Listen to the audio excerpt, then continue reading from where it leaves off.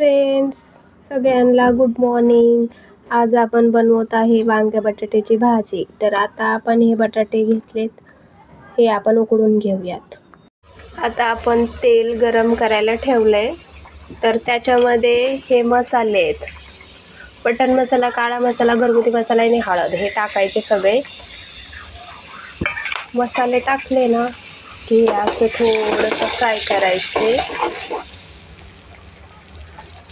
मसाले असे थोडंसं शिजले की आपण पेस्ट केली आहे कांदा, कोथिंबीर, लसूण, अद्रक.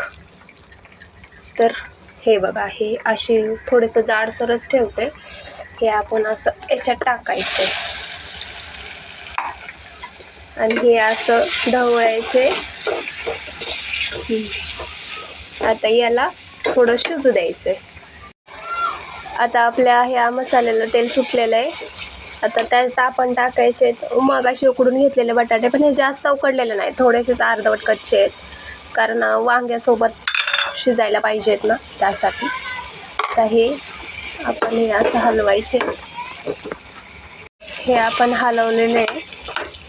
आता यात आपण टाकायचे एक ग्लासभर पाणी, कारण माझ्या मुलाला भाजीतला रस्सा आवडतो. हां, तर आपली भाजी शिजलेली आहे आणि ही अशी दिसते आणि याची टेस्ट पण खूप छान झाली. कमी साहित्यामध्ये बनणारी आपली भाजी. थँक्यू.